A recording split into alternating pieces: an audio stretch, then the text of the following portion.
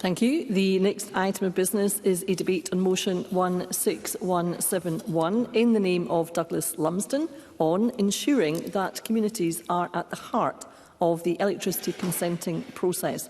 I would invite those members who would wish to speak in the debate to please press the request to speak buttons. I would take this opportunity to advise members there is no time in hand. I call on Douglas Lumsden to speak to and to move the motion up to 7 minutes, please. Thank you, Presiding Officer. Up and down Scotland and in my region, rural communities are being threatened and developments that one campaigner described as bulldozing through the North East. Energy companies want to destroy our countryside to reward their shareholders, and the Scottish ministers are complicit in it. Presiding Officer, I know I'm not the only MSP representing a rural area whose inbox is full of constituents that rightly concerned about the impact that changes to planning legislation is going to have on their ability to protect their land and communities. The plethora of pylons being promised throughout the north and south of Scotland is causing a great deal of concern to locals, with many community meetings and community group campaigning on this issue. However, the Cabinet Secretary, Gillian Martin, is perhaps unaware of this, given that she never met with any of the 20 community groups in the North East that have been established to oppose these pylon plans, even though the First Minister said ministers would engage. I will. Minister Allen-Starling. I think the member knows this full well, but the member will be aware that ministers cannot meet with community groups during a live planning application. Douglas Lumsden. Well, let's have a look at the Ministerial Code, because in it says, meeting the developer or objectors to discuss the proposal, but not meeting all parties with an interest in the decision would be a breach of the Ministerial Code. So actually, when we look at the lobbying register, the Cabinet Secretary has met with Statera, she's met with the SSEN, but she won't meet with any of the protest groups. So that, in fact, is a breach of the Ministerial Code. And if she wants to come along, I'd be more than happy to introduce her to some of those communities and individuals.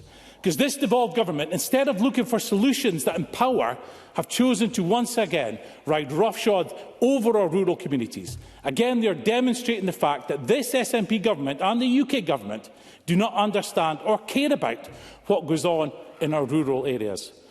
Presiding Officer, we often hear about a just transition, but what's taking place here is an unjust transition. What is just about the over-industrialisation of our countryside that will see monster pylons, substations, wind turbines and battery storage facilities inflicted in many of our communities? This devolved government is incompetent and don't give two hoots for rural Scotland.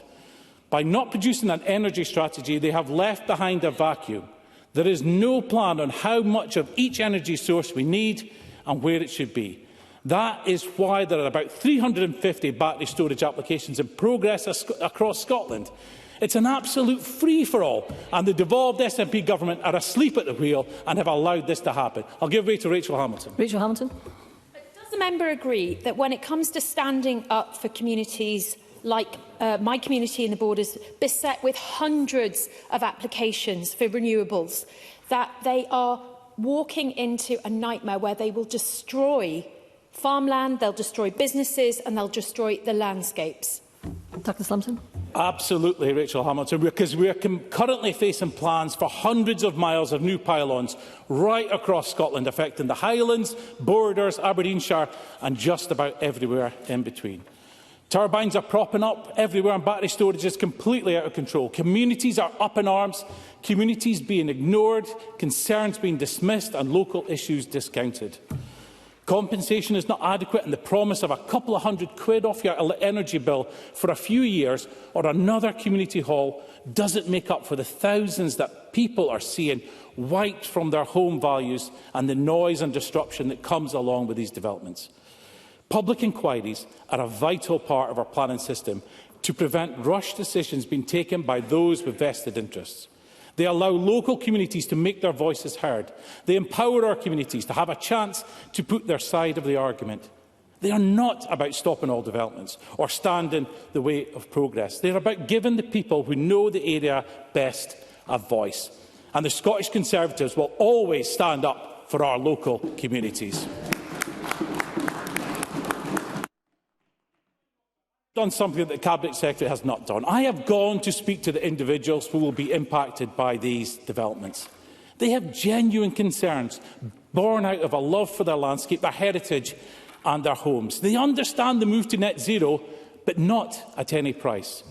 They just want to have their say, and the proposals from both this devolved government and the Labour government will deny them their voice. Presiding Officer, I have been to meeting groups in Turriff, New Deer and Lay Lodge, and the residents there are at their wits' end. One resident I have to mention, Drew Morrison, who is becoming a bit of a star on local television. June is already having to put up with a massive new substation in her back garden. And on the back of that, there is plans for a huge hydrogen production facility and multiple battery storage facilities. And that is the problem. It's the cumulative effect of all these developments together that make it so wrong.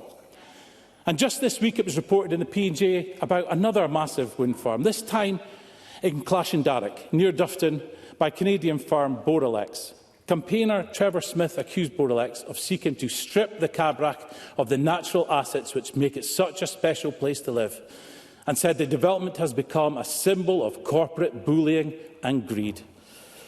We simply cannot stand by while our constituents are ignored like this. We cannot keep quiet when our communities are telling us that they do not want these monster pylons, turbines, battery storage to be built together. We cannot allow big companies to greenwash and spend millions on advertising and lobbying to divide our communities, because for them this is not about delivering net zero, it's about delivering profits to their shareholders. And we could not ignore the voices of our communities in decisions which affect them so significantly. Presiding Officer, I move the motion in my name.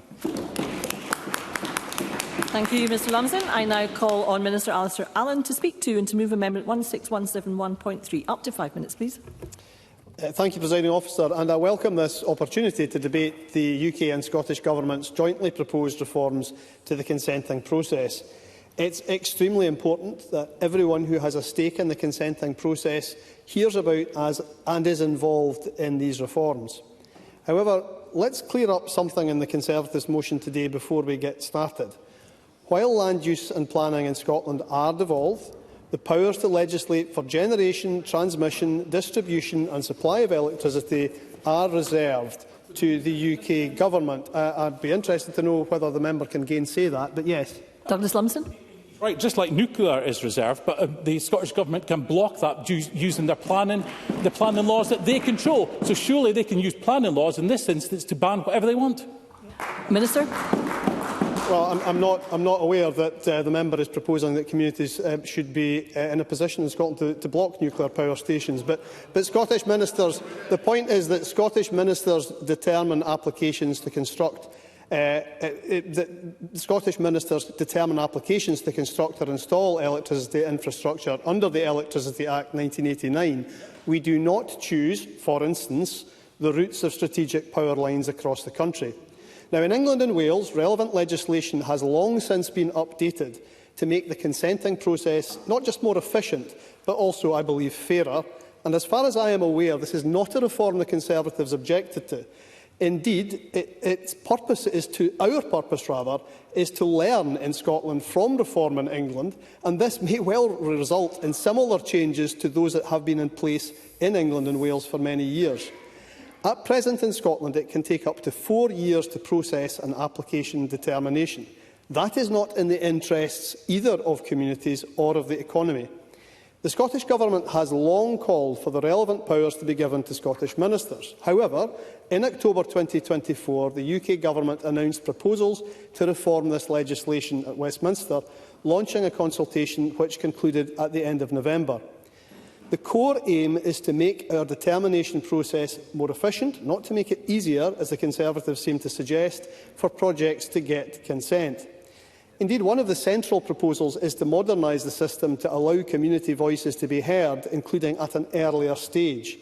Now, opposition members, or Conservative members specifically, may be interested to know that these proposals did not simply materialise in the last few months.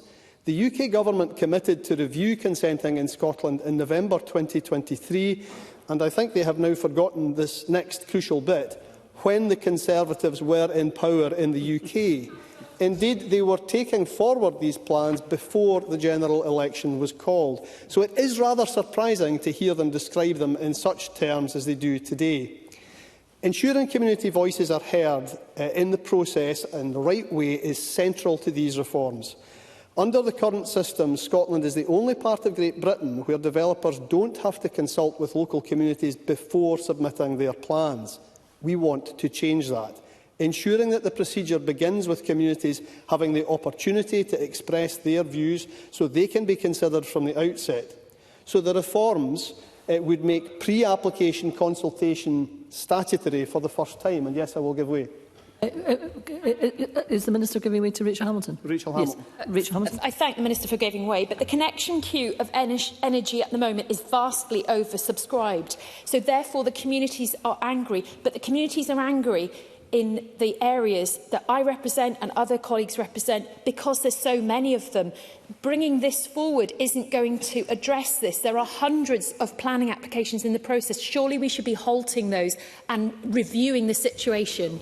Minister, you have 1 minute left. Well, there is certainly a need for reform at the UK level, where the powers lie of the national grid in terms of grid connections, the capacity to make connections, and also to make sure that the grid queue is in the form it should be in. And I understand work is underway in those areas just now. But at present, to return to the planning system in Scotland, if a planning authority objects to an application, a public inquiry is automatically held. These proposals seek to modernise this aspect of the system, but specifically not to remove the option of a public inquiry. Planning authorities under these proposals would retain the statutory right to challenge, but in the event of objections from the relevant authorities, the reforms suggest other alternative forms of consideration may sometimes be more appropriate.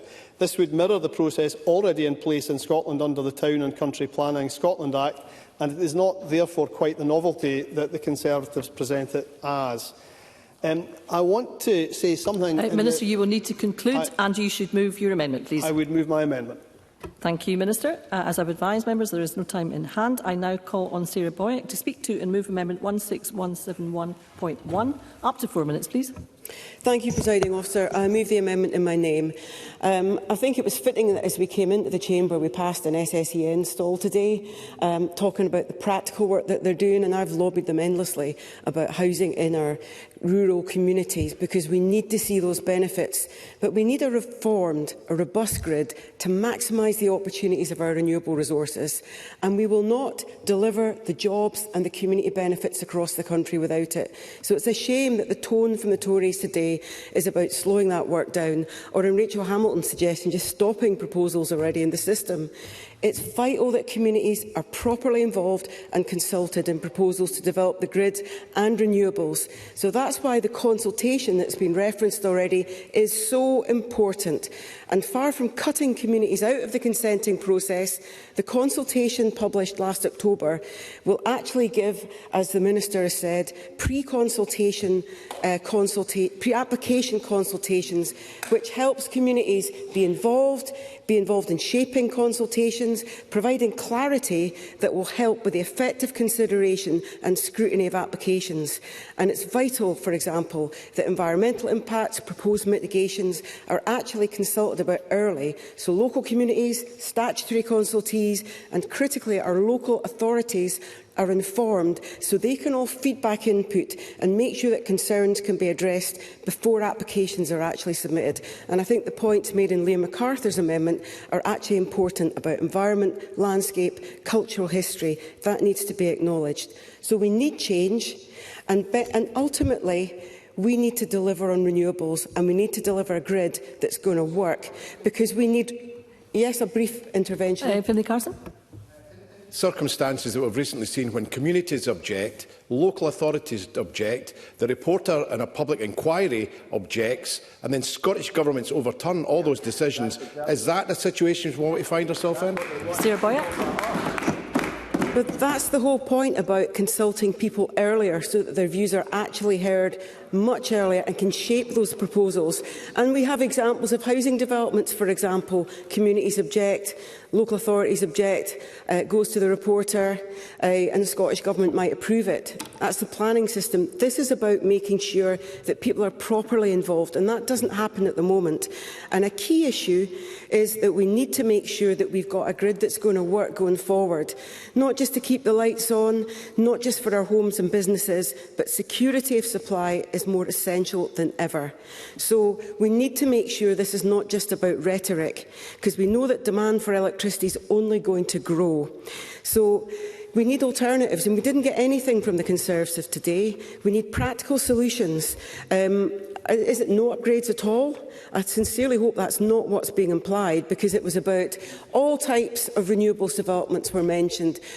Storage, we need pumped hydro storage, we need battery storage, we need a joined-up approach and solutions. And grid is part of that, but a thing that didn't come out today was community ownership at all. And I think that's absolutely crucial, because giving communities the benefits could be about lowering people's bills, it could be about local jobs, it could be about local homes, it could also be about local ownership. And the work that Community Energy Scotland and Energy for All are doing is absolutely vital, so people see real benefits in their communities.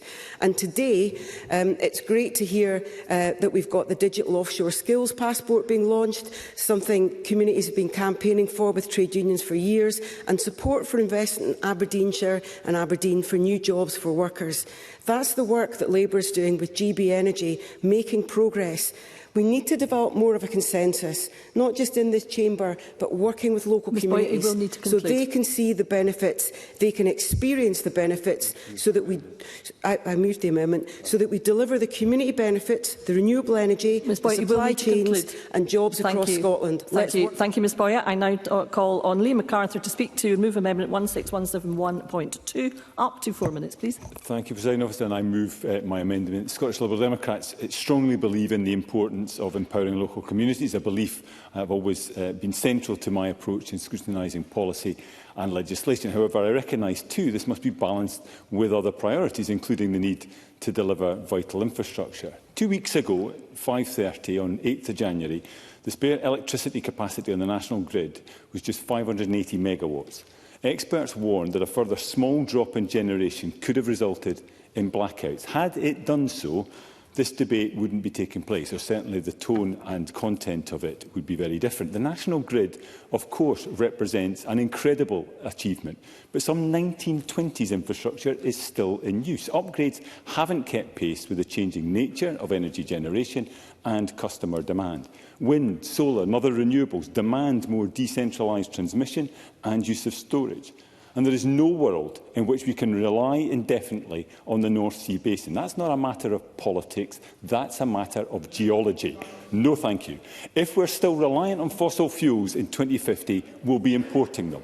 Even so, as we upgrade the grid, we must bring affected communities with us. Both Scotland's governments must be clear, consistent and honest about why investment is needed. Steps to strengthen the scrutiny and of community engagement processes are still required. But that's not what Mr Lumsden is proposing. I understand strong objections some have to projects they see as intrusive. Pylons have few aesthetic upsides. Projects should be developed with local communities' needs in mind, and any grid upgrades give due respect to the environment, landscape, cultural history and to the well-being of those impacted. At the same time, we must be honest with ourselves and with those we represent. Proposals that could delay key projects, massively push up costs or see them cancelled altogether will have consequences. Higher energy bills for households and businesses, lower economic growth and a UK that is poorer, weaker and less resilient. Communities across Scotland certainly don't want that and wouldn't thank us for leading them there. So we need to find ways that allow decisions to take account of the social and environmental needs of local communities, but avoid endless delays and uncertainty. Beauly to Denny took over a decade to get through planning. Delays on that scale, financially of course, have costs, but also the toll they take on those unable to get on with their lives and their livelihoods. There's also a risk that we drive away investment. Scotland and the UK have been, broadly speaking, seen to be stable regulatory and policy environments.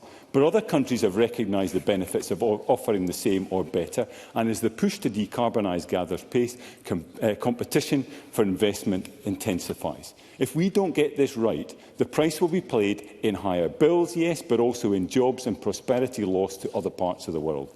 And not just in the energy industry either. House builders, the whisky industry, data centres and manufacturers all are warning that they're starting to be held back by the outdated grid. The needs of these sectors are ones we often hear Mr Lumsden and his colleagues advocating. I do wonder if he's consulted them on the proposals put forward this afternoon. Presiding Officer, over recent years, investment in energy generation has outstripped that in transmission and storage, and that's not sustainable. Without a transformation of our transmission and storage capacity across the country, we will be forced into an impossible choice. Either make ourselves more and more reliant on importing expensive and polluting fuels from the likes of Putin's Russia, or get used to grid failure and regular blackouts. Both would result in higher bills for households and businesses, dramatically lower growth, and would make the UK poorer and less resilient. I'd be interested to know which option Mr Lumsden prefers. Thank you. Thank you, Mr MacArthur. And I now call on Mark Ruskell. Up to 4 minutes, please. Thank you very much. The energy transition is one of the biggest challenges and the biggest opportunities in Scotland today, and it's important this Parliament supports the steps that are needed to deliver it. The Miss 2030 climate target, the last advice of the Climate Change Committee in 2024, reminds us that there is no path to net zero for Scotland or the UK without a major switch from fossil fuels to electricity, and that's across lots of different sectors, from transport, industry to the way that we heat our homes. And of course, all governments of all colours in the UK in recent years have accepted that, including the recent Tory government at Westminster. So that requires a massive increase in the generation of renewable energy from all our abundant onshore and offshore wind, hydro, solar and wave resources. And that growth in generation is already well underway in Scotland. We're doing very well in this regard, but it has exposed the huge backlog investment in upgrading the electricity transmission network that we now face. Now, the Scottish Renewables Briefing, this debate highlights the UK will need to build twice as much transmission infrastructure in the next 5 years as it has over the past decade. Simply put, we don't have the transmission lines that we need to get the electricity to where it needs to be. We must grapple with that challenge now. The climate will not wait, nor will households facing ever-rising gas bills. Now, the joint UK and Scottish Government consultation seeks to address this growing barrier in transmission. And I do not accept the Tories' motion, which asks us to throw out all of the work which has taken place so far, ignoring the consultation responses that have already been submitted and effectively shutting down the opportunity to refine the government's plans further. Public inquiries are a sign that the planning and consenting system has failed. Yet perpetual public inquiries appear to be what the Tories want for our communities. Public inquiries are highly formalised and adversarial. They can last for years. They're not a process suited to time-poor and under-resourced community groups to have their views heard equally with developers. Now, both governments have been clear that attention has to be given to how communities must be part of the future energy consents process. So during a new statutory pre-application process, developers will be required to notify the public and gather views. They will need to include evidence that this has been a robust process alongside their consent application. Otherwise, it will be rejected. Currently, any prior community engagement carried out around an application is voluntary on the part of the developer.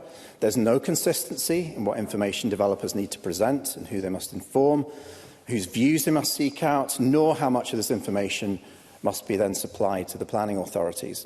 So I urge both governments to take into serious consideration the concerns raised by organisations such as Planning Democracy and the Environmental Rights Centre for Scotland.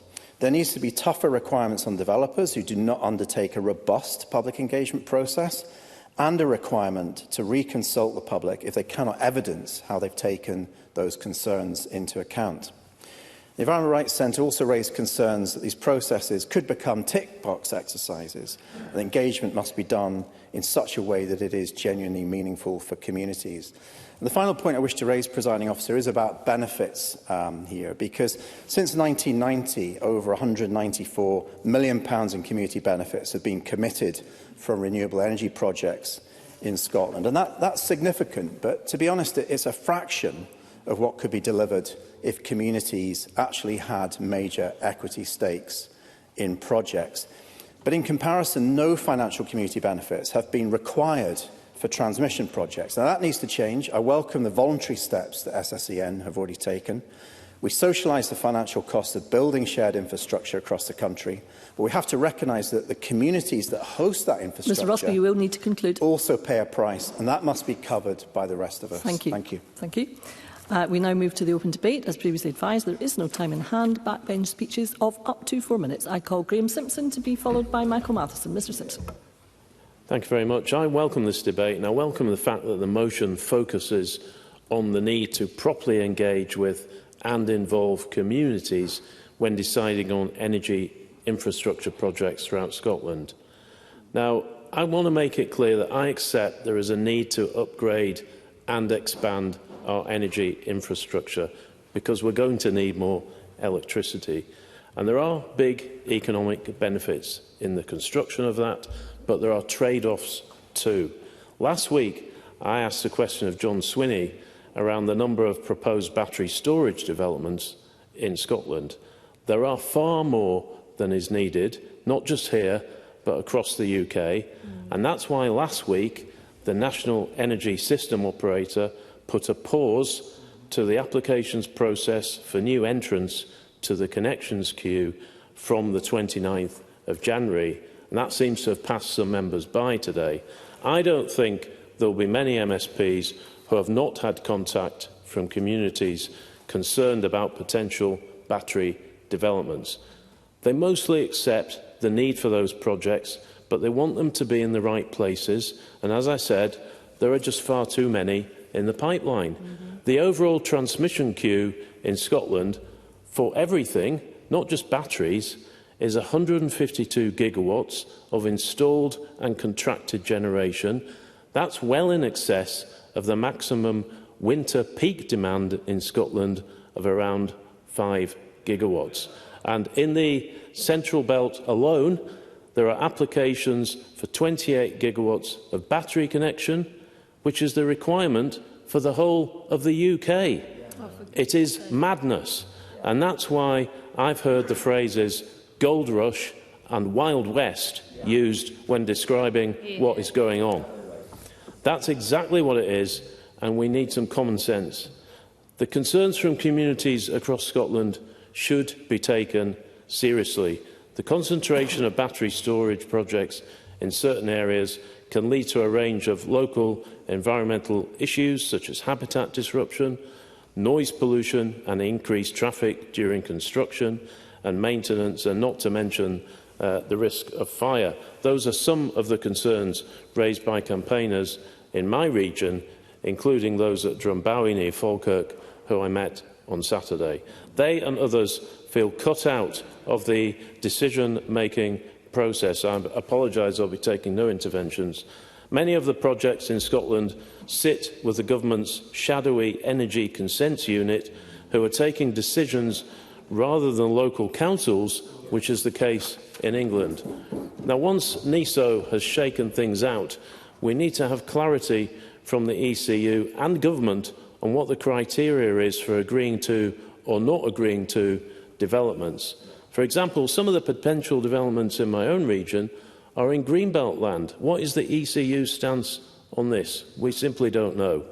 We need a transparent process for involving people and what community benefit will look like, so I hope the Scottish Government will publish its conclusions around that soon. The current top-down approach must end. People have a right to be involved in the decision-making process and to have their concerns addressed. So we need a Scotland-wide energy strategy that sets out how many of these projects are required and where they are needed. That would be a positive outcome of the reforms which are to come. Battery storage will be needed, but we must use the pause that is now in place to get this right. Thank you, Mr Simpson. And I call Michael Matheson to be followed by Michael Mara. Mr Matheson.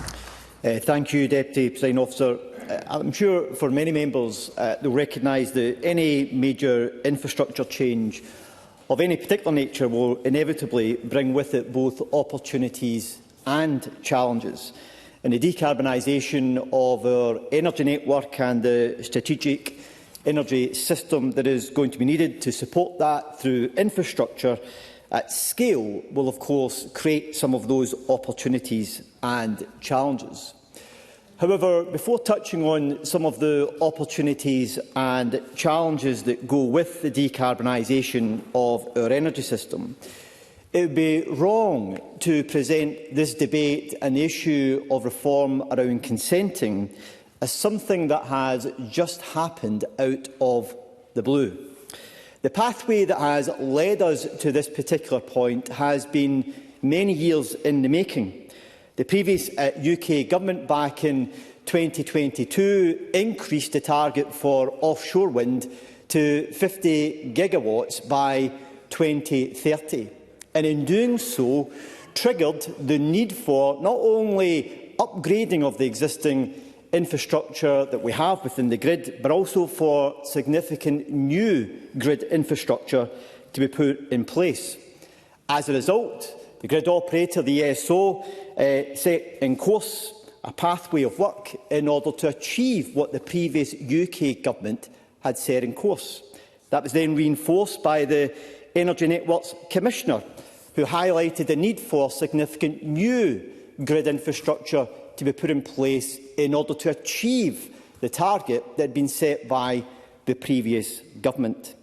Therefore, it's important to keep in mind this is not an issue that is being created by the new Labour government or the SNP government here in Scotland. It is a pathway we have been on for many years, and there has been significant work undertaken in order to arrive at this particular point.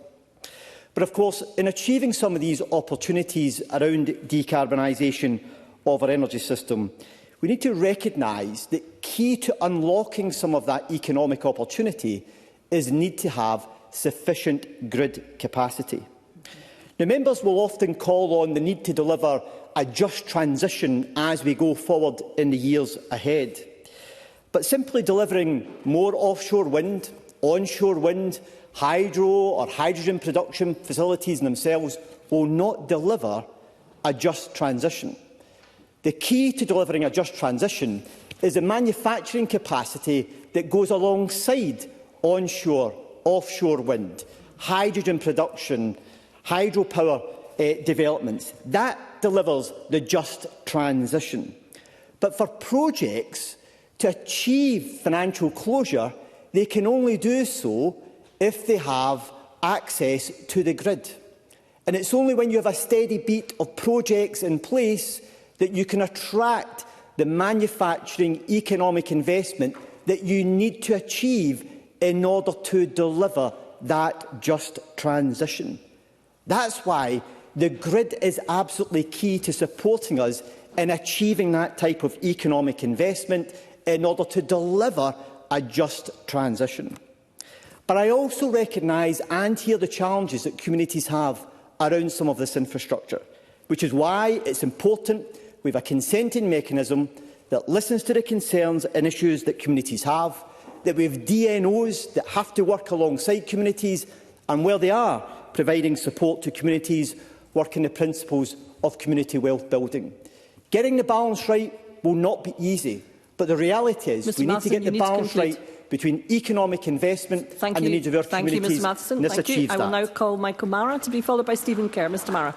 Thank you, Presiding Officer. The energy transition will require the most significant upgrades to our energy infrastructure in decades. I think Mr Matheson laid some of that out very well. If we are to realise the potential of our offshore wind capacity, a huge opportunity for our economy, we will need to build this capacity for the decades to come. And this is, has been set out, a long-term shared project of both the UK and the Scottish Governments. And it's why that is so disappointing that in the previous debate we had here on the 2nd of May 2024, we had both then governing parties in the UK refusing to set out fully and explain that they were willing partners in the project that is bringing disruption to many parts of the country. And I warned in that debate about the temptations of the populist right. And certainly that was before the arrival of Russell Finlay and Douglas Lumsden to their positions as it stands at the moment, and the threat of reform. And we can see that in the kind of motion that they've brought today. Because it is the responsibility of politicians and governments to set out clearly and build the confidence of the public in something which is essential to the future of our country, our transition to net zero and the kind of economy that we need. Because I have sat in the living rooms that Douglas Lumsden describes. I have walked the fields with members of the public in the north east of Scotland,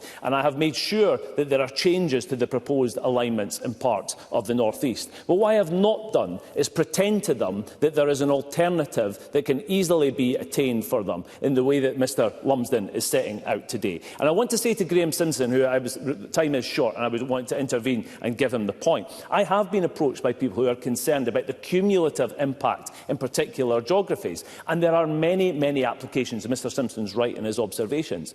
But what we know is that these are speculative planning permissions that are being put forward that are beyond capacity. And we need to be clear to residents that not all of these, in fact, far from all of these applications will actually be granted. That has to be clear. And certainly they will not all be advanced to the point that they are used. So some clarity for as citizens in that regard is absolutely critical. And that's why I've brought SSEN to the Parliament this week, so that members across the chamber can go and ask them questions and put to them these kind of issues, and they can engage with the developers and the farmers, the people who are selling speculatively, opening up their land to these forms of developments, to have the conversations with them as to whether they will actually happen. The proposed reforms to the planning system will not take away the right to consultation. Let's be absolutely clear on that. And both governments are clear the intention to is improve and not remove that process. The current situation is inefficient and it does not meet the timescales that we require if we are to actually realise the great potential that we have.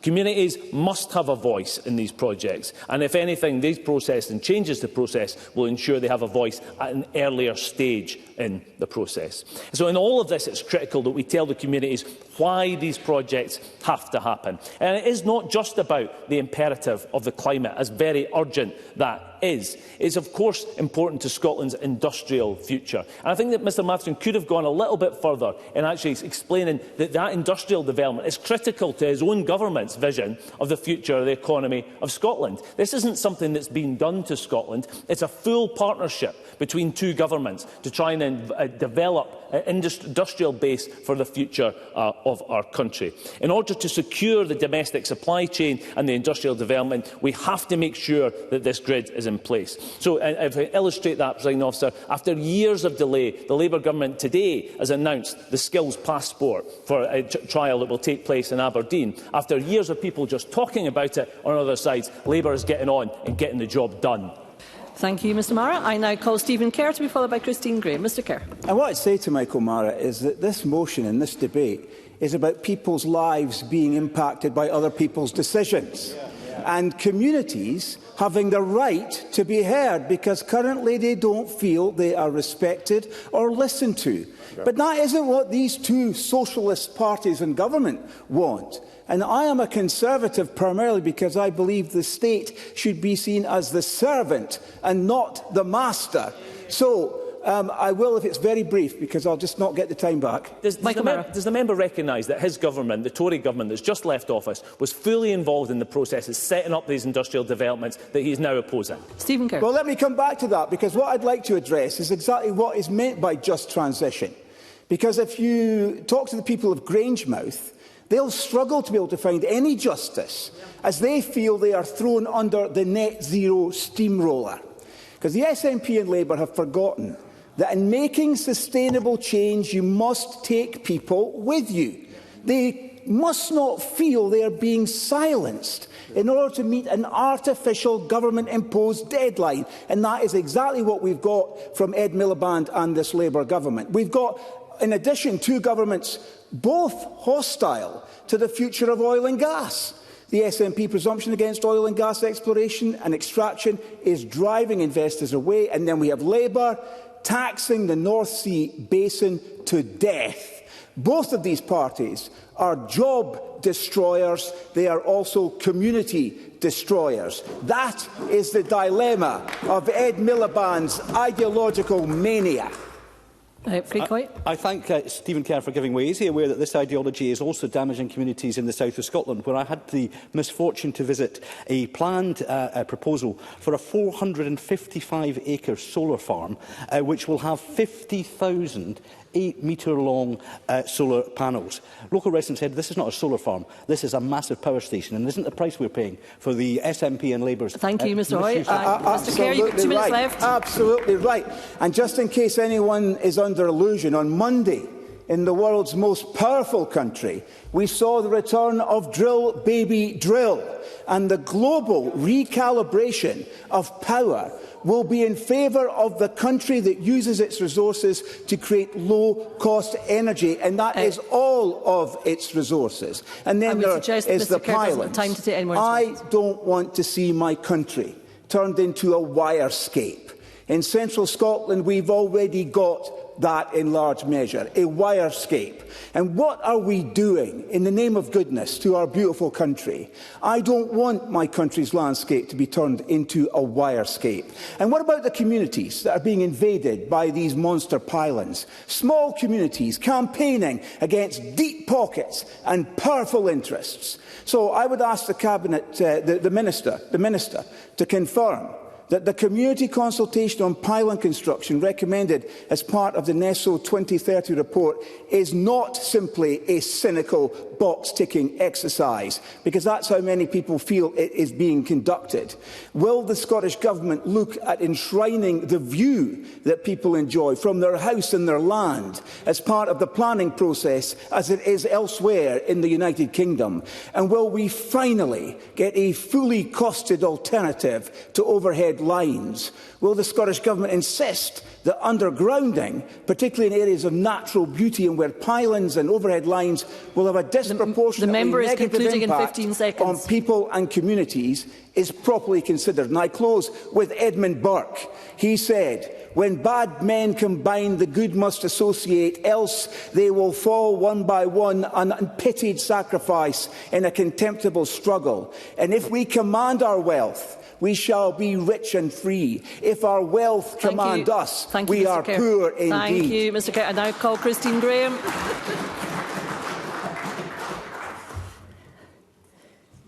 Thank you, Presiding Officer. It's a pity it's only 4 minutes, so I can't take interventions. There is a proposal by SPEN, Scottish Power Energy Networks, for a string of pylons partly across my constituency. While I support a move to more green renewable energy, much of it generated in my local area, and of course that means increased grid capacity, I cannot support the current route for an invasive network of pylons cutting through the beautiful Borders landscape. There isn't even community benefit. This proposal isn't about keeping the lights on in Scotland. When SPEN did a presentation to Scottish Borders Council in December, it was clear this line was being driven by UK government energy targets and that minimal energy would be transmitted the other way. So this is primarily about meeting energy demands in the south. We know legislation and regulations relating to electricity networks are reserved, with the National Energy System Operator responsible for the strategic approach to transmission investment. It is then for the transmission owner, the SPEN, to analyse the impact of the proposals and ensure, for example, the views of local communities. So I emphasise the Scottish Government has no role apart from its statutory planning and consenting processes, which come into operation at the very end of the UK energy processes. Now, the National Planning Framework 4, NPF4, influences all planning and consenting decisions to ensure the sustainable expansion of our electricity networks, that this protects our most valued natural assets and cultural heritage. Decisions are made on a case-by-case basis. Indeed, I've already raised my concerns with the potential disruption to the invaluable and successful Golden Eagle project in the Tweed Valley.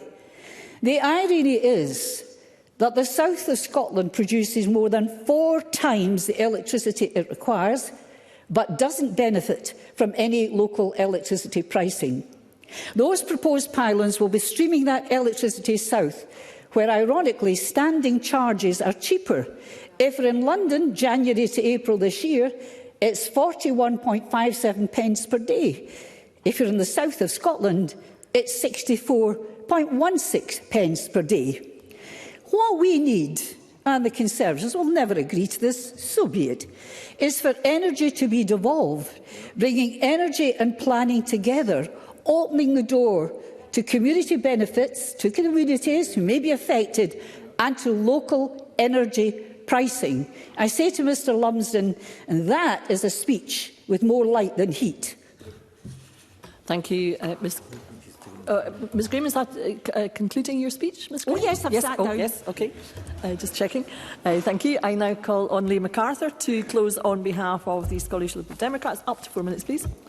Thank you very much, Presiding Officer. It has been, as Christine Graham just alluded to there, a debate perhaps with more heat than light. It's been a little bit like Alice through the looking glass. Hearing Douglas Lumsden rail against corporate profits is possibly something that may come back to haunt him at a later date, while Stephen Kerr is complaining about oil and gas companies being taxed to death.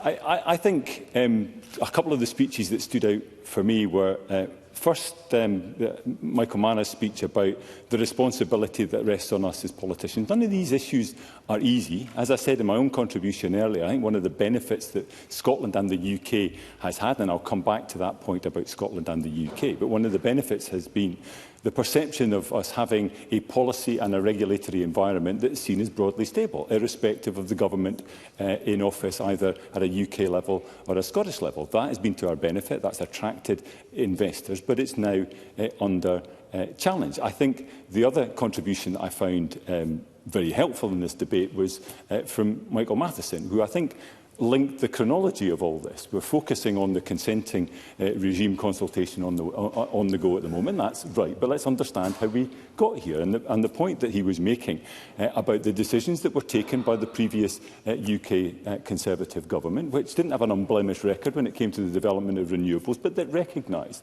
that if we were to have any chance of meeting our net zero targets, needed to step up the pace in terms of generation development, but also recognising that that would be utterly pointless and fruitless were it not to be backed by simultaneous investment in the transmission and storage infrastructure to back it up.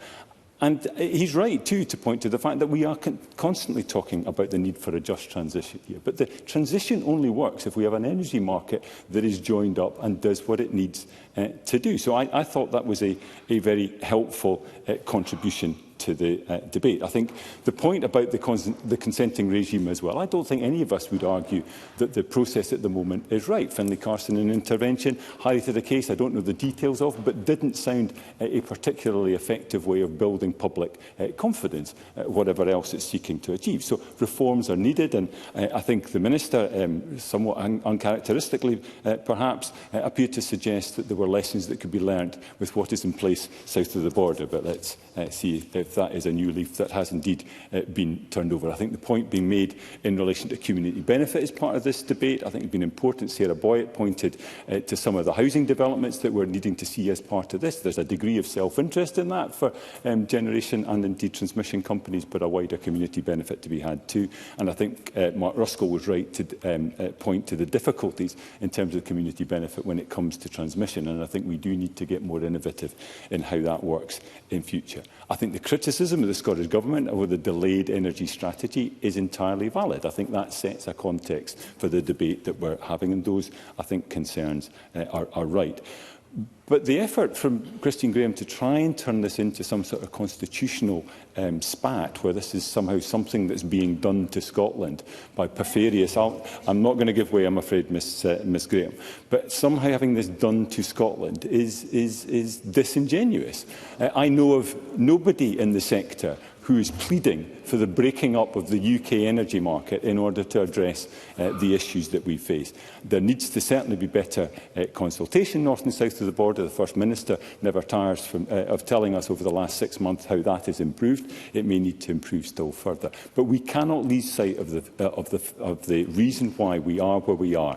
The investment in transmission and storage has run chronically behind where it has been on generation. If we're to achieve our net zero ambitions, to achieve the just transition, this is investment that needs to happen. Thank you. Thank you, Mr MacArthur. I now call on Mark Ruskell to close on behalf of the Scottish Greens. Up to 4 minutes, please. Thanks very much. And no, I agree with Liam MacArthur. I mean, we cannot see a just transition without this transmission infrastructure. And I think, Michael Mara is right as well. There's been a responsibility on governments, both in Scotland and Westminster, successive governments, to really provide that clarity as to the kind of plans and programmes that needed to be put in place. And, that argument needed to be won with the public. I don't think there has been that clarity. And unfortunately, it's now allowed a space to develop, a populist space to develop, where, we have our colleagues now in the Tory party who are echoing Donald Trump in this chamber. The kind of anti-renewables rhetoric that I've heard from a wide range of Conservative colleagues this afternoon really does echo the language that Donald Trump used when he came to this Parliament to give evidence against renewable energy all those years. No, I don't have time. All those years ago. And I think some of the kind of, myth-driven rants that we're starting to see, for example, seeing undergrounding as being a cheap solution that can easily be put in place.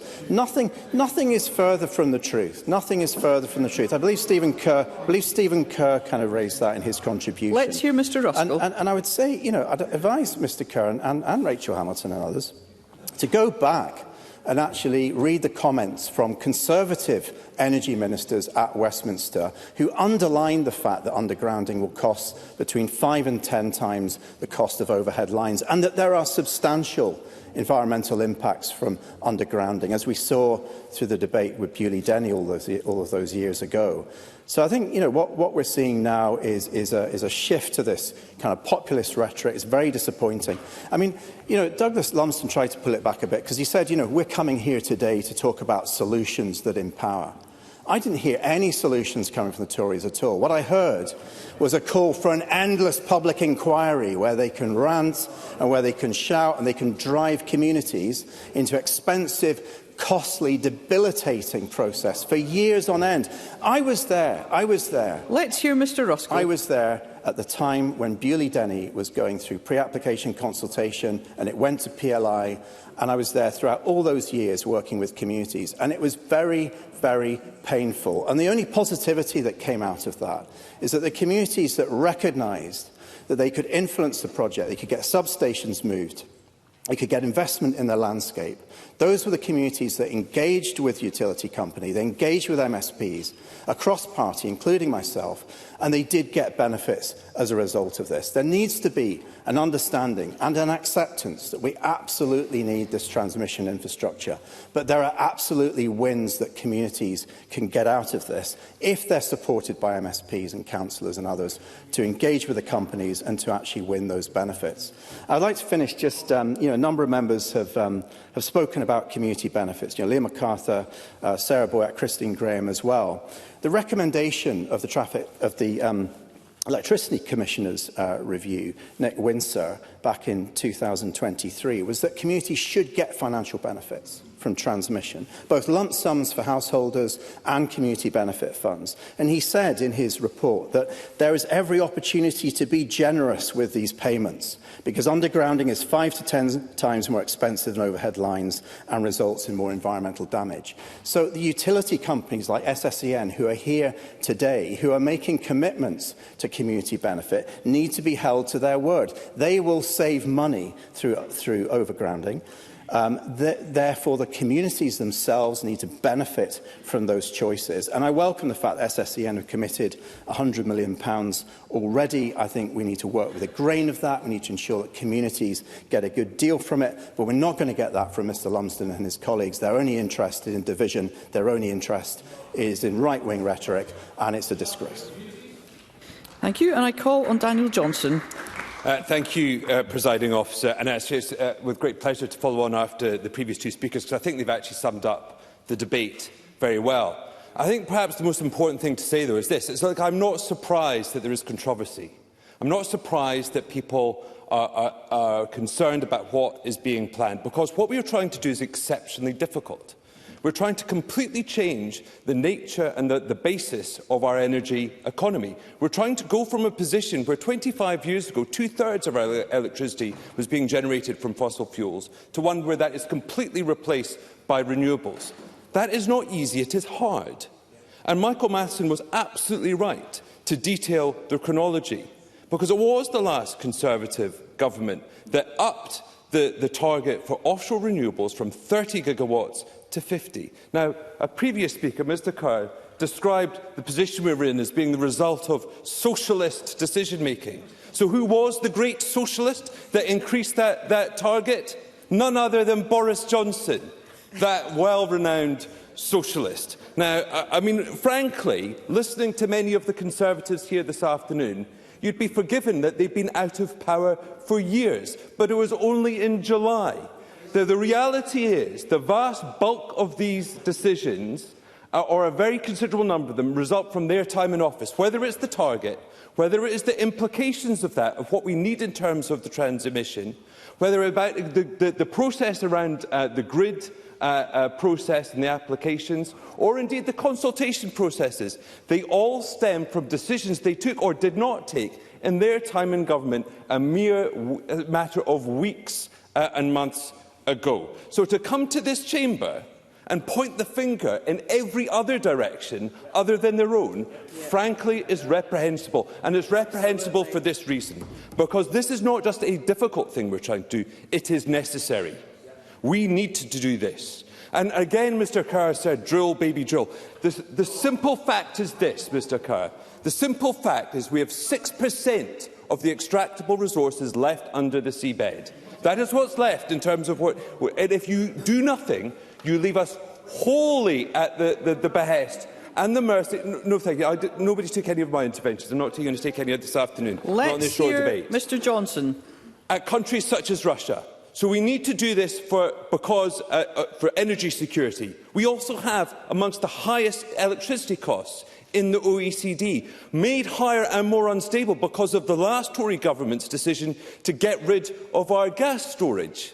Now, if we want cheaper electricity, we need to invest in renewables. Because ultimately, successful economies, competitive economies, are ones that secure affordable access to reliable energy. That has always been the truth. It was the truth for the UK in the 19th century with coal. It was the truth for the United States in the 20th century with oil. And this century, the successful economies will be the ones that secure reliable access to affordable, renewable electricity. Now, if the Conservatives want to reject that, they are the ones that will need to explain why this country is uncompetitive. They will need to explain to people why electricity bills are higher than in other parts of the world. And they will need to explain to business and industry why this country is uninvestable. Mr Johnson, I'm sorry, very sorry to have to interrupt you. We will stop shouting from our seats. Mr Johnson. This transition is necessary. It's vital. It's vital if we're going to lower bills. It's vital if we're going to secure investment. But unfortunately, what the Conservatives have revealed today is that they are not only anti-business, they are driven only by populism. And frankly, it needs to be rejected. Before I call the next speaker, I will ask you directly, Mr Lumsden, to desist from commenting from your seat. I call on Alistair Allen. Up to 5 minutes, please, Minister. Presiding Officer, we have rightly heard from members today about the need to defend community voices, and this government is taking action to strengthen the voices of communities in the electricity consenting process. And as several members, including Sarah Boyack, have mentioned today, the proposals that we're talking about will make it a statutory requirement for communities to be consulted before any application is made. That, Presiding Officer, represents an improvement in the voice of communities, and they will be able to make those voices heard loud and clear, helping to influence proposals at the earliest possible stage. Ministers will retain the right to reject applications if developers have not engaged sufficiently. The examination process will be more effective than before and, crucially, just as independent. That's what putting community voices at the heart of the consenting process means in practice. And as several speeches today have pointed out, the proposals on public inquiries seek to make the process more efficient. At present, this route takes an average of 18 months and involves written submissions, hearings and inquiry sessions. Not only is this sometimes a lengthy option, but it can also be intimidating, complex and time-consuming for all participants. Liam MacArthur, Michael Mara and Daniel Johnson gave examples of processes that took even longer than 18 months. And in some cases, in all their cases, rightly pointed out that politicians have to be honest with the public about the problem that kind of delay represents. The consultation suggests an independent reporter is given powers to make an examination in the most appropriate way. For example, they may specify a site inspection, further written submissions, hearing sessions, inquiry sessions, or a combination of these. And, crucially to this debate, the reporter may still specify a public inquiry. As Mark Ruskell pointed out, this reform is about making sure a wider range, however, of options than just the public inquiry are available for communities to make their views clear in. On community benefit, which a number of members referred to, in the last 12 months, more than £30 million of benefits have been offered to Scottish communities by energy companies. However, we know we must do more, and so we are consulting on our voluntary good practice principles to ensure our national community benefits guidance is fit for the future. And I want to say that I would also wish to say that, again, that a number of people were anxious about this proposal. It is a proposal that is being put forward with the UK Government. It is ultimately for the UK Parliament to legislate on. But I am happy for us to debate in this chamber Westminster legislation, although I do realise the Conservatives have protested against us doing so in the past. But, Presiding Officer, it is important to acknowledge that there is no single quick fix to the multifaceted issue that is electricity consenting. These proposals require action, cooperation, as others have pointed out, honesty and, at times, compromise from all stakeholders. Our aim is to strike the right balance, and as Michael Matheson pointed out, these efforts to achieve that very end are not new. These proposed reforms are about modernising our consenting process for infrastructure, and that includes how we seek to listen to the views of affected communities. The strength of those views, Presiding Officer, will be greater thanks to these proposals, and in the opinion of this Government, that will always be a core part of the consenting process. I think it is right that we have this debate. I think it is right that we have had a debate that has had some impassioned contributions. I also believe, however, and I come back to the point that Liam MacArthur made, it is also right that we do so in a way that recognises and is honest about the realities we face, and honest too about finding genuine solutions for communities who have genuine voices that they wish to raise. Thank you. And I call on Tess White to wind up to 6 minutes, please. Thank you, Presiding Officer. Communities across Angus and Aberdeenshire have been blindsided by SSEN's plans to industrialise our countryside.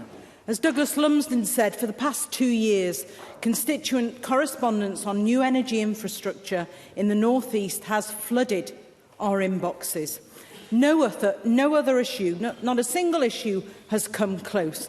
And the First Minister said that he was sure that ministers will be happy to meet with campaigners. But where is Gillian Martin? She's missing in action for constituents. She's met SSEN, but she hasn't met her constituents and campaign groups. We need more than lip service from Marie Goujon, the constituency MSP for many of the affected areas. Where is she today? Missing in action. I've attended town hall meetings on the plans. Let us hear Ms White. Met with constituents and campaign groups, including Save Our Mearns, Angus Pylan Action Group, Turf against pylons and Deeside against pylons, supported parliamentary petition on the deeply flawed consultation process, engaged with SSEN, Ofgem and the Scottish Government, and led a parliamentary debate in May last year.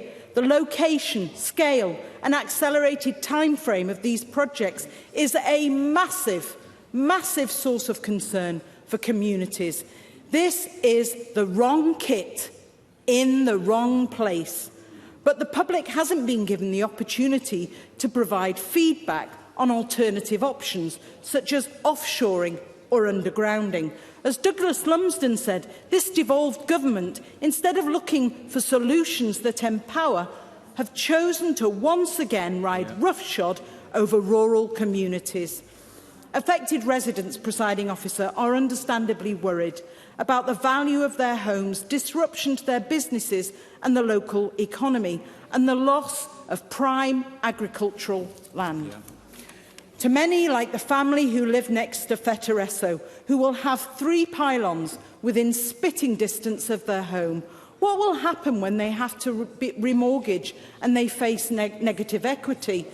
And they have, as many have, concerns over the health implications of this infrastructure, which haven't been explored or allayed. The mental health and overall well-being of affected residents has suffered. I was shocked to learn, and Presiding Officer, I know the SNP are not really interested in this, but my constituents, and they're talking over me, my constituents today are interested in this. They don't care. Presiding Officer, I was shocked to learn recently that one local farmer's firearms had been removed for his own safety. And I understand that some farmers have been threatened with compulsory purchase orders. I've been told SSEN haven't even considered the height of the overhead lines and farming machinery. Farmers will have to mitigate their own operations along the pylon pathway. What does that mean for food security, forestry and countryside management?